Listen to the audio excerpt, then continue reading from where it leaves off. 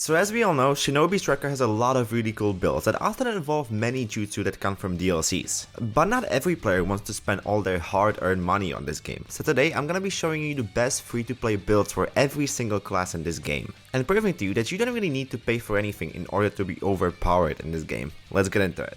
Okay, so the first loadout of the video is gonna be for attack type. For this build, we're gonna be pairing up the Sharingan with the Lariat, alongside with Naruto Strike as the ultimate. We're also gonna be sticking with the base substitution jutsu. As the weapon of choice, we're gonna be using the Crimson Claws and the Kunai as the ninja tool. Both the weapon and the ninja tool aren't necessarily essential to the build, so if you feel like using something else, then you're free to do so. The same thing also goes for the outfit. The main core of this build is the fact that it's incredibly simple to use, yet very effective. Lightning Style Lariat is by far your best option in terms of a close range jutsu. It makes you launch at your opponent dealing damage on impact. It has all the properties you would want. Good damage, high speed, great tracking, and also super armor while you're charging it. The only thing it doesn't do is break guard, but I think that can be forgiven. On the other hand, the Sharingan is probably the best defense-oriented jutsu you have at your disposal as an attack type without any DLC. For those of you that don't know, the Sharingan is basically like a second substitution jutsu, as when you activate it, you will automatically sub out the next time you get hit. Only once, obviously. This is once again incredibly easy to use. Just pop it whenever you're about to fight someone and you immediately have an advantage over them.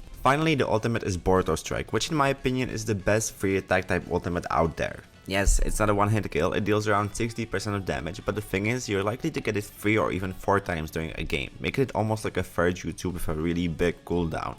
This makes it so that you don't really have to be careful when you're using it, because even if you miss it, you know that you're gonna have it again pretty soon. Additionally, it perfectly complements this build, as this loadout is mainly great for 1v1 fights. What you basically want to ideally do is first hit your enemy with Lariat, then activate Sharingan and try to get your opponent around half health, and finally finish it off with Naruto Strike. Hitting the opponent with Lariat should be pretty straightforward, and since you have Sharingan, you shouldn't really have problems battling the enemy using close range attacks. The only thing you should avoid doing is using both Lariat and Sharingan at the same time, as if you get hit while using Lariat, you're gonna sub out and cancel out the jutsu, so just keep that in mind. Apart from that, I think this is just the perfect build if you're a beginner, or even someone more experienced who doesn't want to spend money on the game.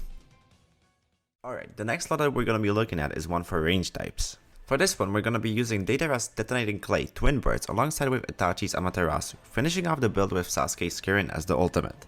The weapon is gonna be this katana, and I'm using the Senbon as the ninja tool.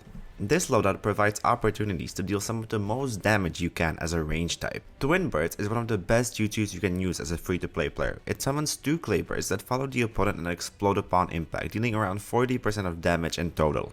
This attack is incredibly reliable, as even though the birds aren't necessarily super fast, they are very resilient, meaning that they will follow the enemy for a very long time with really decent tracking as well. The other jutsu in this build, Amaterasu, is a bit different in the fact that it's quite challenging to hit it. Amaterasu creates a black flame at the position where the player you're locked on is in the moment of using the jutsu, meaning that it's basically not really possible to hit a moving target. That being said, there's quite a big reward for landing it. It deals continuous damage to the target over the next 10 seconds while also lowering their defense, meaning that over those next 10 seconds it gives you a big advantage in the fight.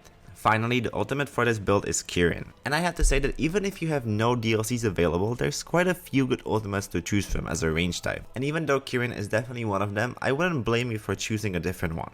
Kirin is once again one of those ultimates that don't instantly kill the enemy, but instead deal around 80% of damage. On the other hand, you're likely to get it 2 times a game, and in something like base battle it is very deadly, as it is pretty easy to hit multiple opponents with it, often getting more than 1 kill. Overall, it's pretty hard to go wrong with this build, as all the jutsu deal a lot of damage for range types, guaranteeing you a bunch of kills. Next up, let's look at the loadout I believe to be the best for defense types. For this one, the jutsu we're gonna be using are Water Style Shark Bomb alongside with Snake Thrust, finishing off the build with another one of Kasame's jutsu Super Shark Bomb jutsu as the ultimate. The substitution for this loadout stays the same, and the ninja tool we're gonna be using is the Blast Bombs. Apart from that, the rest is kind of irrelevant, so you can choose whatever you feel like using. Okay, so the thing about defense types is that a lot of their jutsu provide a bunch of utility, but that utility is often good in only certain game modes. Take for example Gaara's Sand Shield, a great jutsu in base battle, a decent one in flag battle, but pretty useless in something like combat battle. For that reason, I chose to go for more of an all-around build, focusing mainly on dealing damage and killing enemies, which is always good. And for that purpose, I think this build is the best option you got. Shark Bomb is one of the highest damage dealing jutsu defense types have in the base game.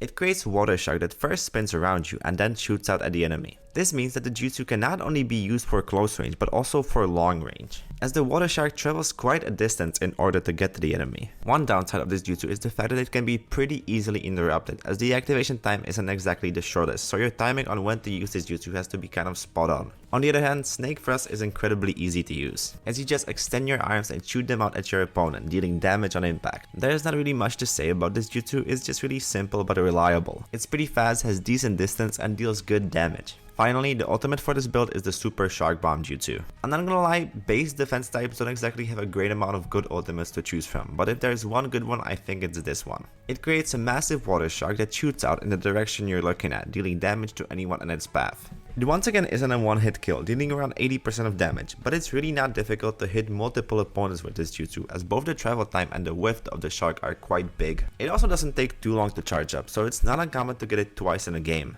Overall, there's a lot of different paths you can go with when making a defense type build, and it's definitely a good idea to make separate ones for different game modes, but I think this one will always have something to offer. Alright, last but not least, let's talk about the heal class build. For this one, I've decided to go with Cellular Extraction Jutsu alongside with Chakra Scalpel, finishing off the build with Feather Illusion Jutsu as the ultimate. The ninja tool I'm going for is the Healing Seal, and the weapon of choice is the Ninja Sword. Out of all the builds in this video, I'd say that this one is probably the most meta-friendly you can have when playing as a free-to-play player. Because even if you did spend money playing this game, this loadout would still be a pretty viable option. Cellular Extraction Jutsu is probably the simplest healing jutsu in the game. Upon activation, it not only heals you but also allies in your range for around 30% of health. I would say that even to this date, after all the DLCs, this is one of the best healing jutsus out there. Not only is the amount that it heals you for really good, it also has a very fast activation time, meaning that it's no problem to quickly pop this jutsu. Alongside with the healing tags, you're gonna provide a massive amount of health back to your team over the span of the game. The second jutsu of this build is the Chakra Scalpel, which in my opinion is by far the best offensive ninjutsu you have at your disposal as a heal type. It makes you lunge at your opponent, dealing good damage while also disabling their ninjutsu for the next 10 seconds. Okay, it has to be said that this is one of the most annoying effects a jutsu can have, basically making your opponent useless for the next 10 seconds.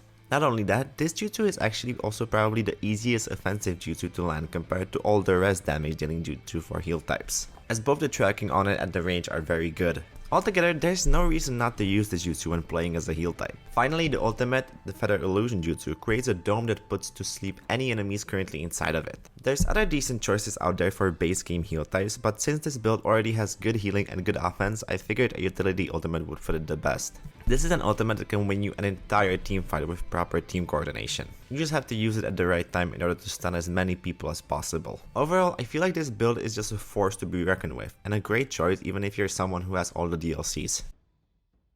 So yeah, that's all the builds. Obviously, there's a lot of other viable builds for free-to-play players, mainly due to the fact that different game modes often require different playstyles. And since I was only showing you one build per class, I figured it would be for the best to show off the builds that have a lot of versatility and don't require a certain game mode. Obviously, if you think there's other better builds out there, then let me know in the comments. Anyway, that's about it for this video. If you enjoyed watching, then consider liking or subscribing. It would help me out a lot. And yeah, I'll see you all soon. Bye!